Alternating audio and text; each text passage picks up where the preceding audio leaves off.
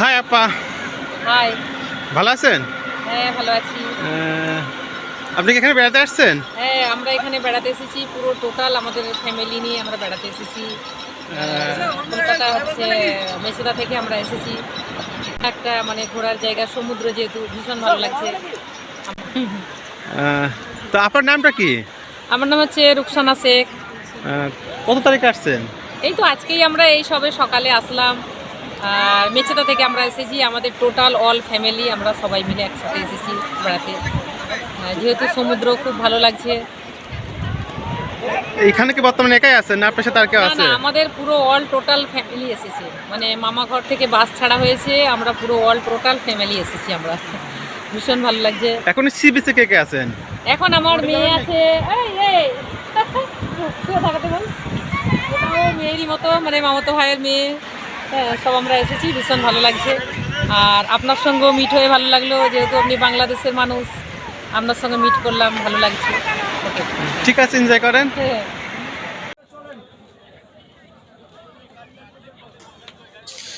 প্রিয় দর্শক, আসসালামু আলাইকুম।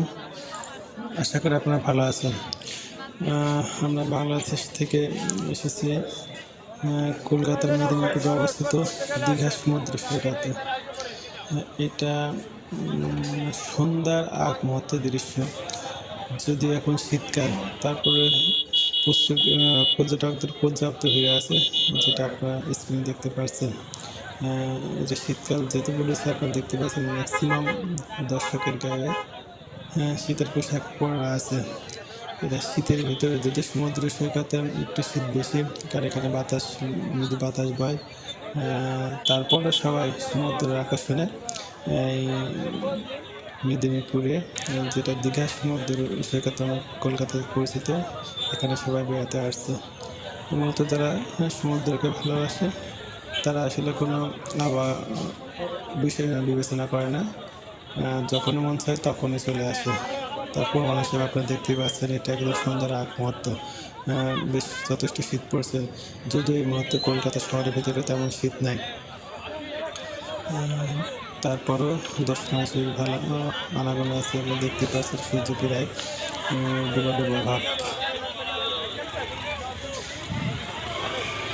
দর্শনে যথেষ্ট ভিড় আছে। আমরা দর্শনার্থী থেকে একটু সাইডে চলে গিয়েছিলাম। সাইডে এখানে এসে সাইডে দর্শকরা দেখতে পাচ্ছেন শীতের মৌসুমে মতো কুয়াশা স্থানে, তারপরে দর্শক তারা বেড়াতে আসছে।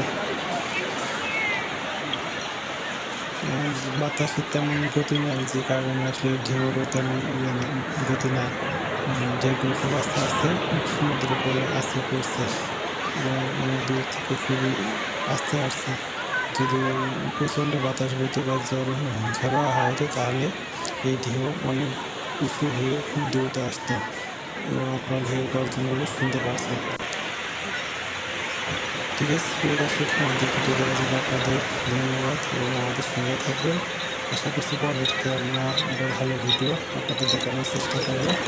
আমাদের চ্যানেলটি সাবস্ক্রাইব করে আমাদের সঙ্গে থাকবেন। সবাইকে ধন্যবাদ।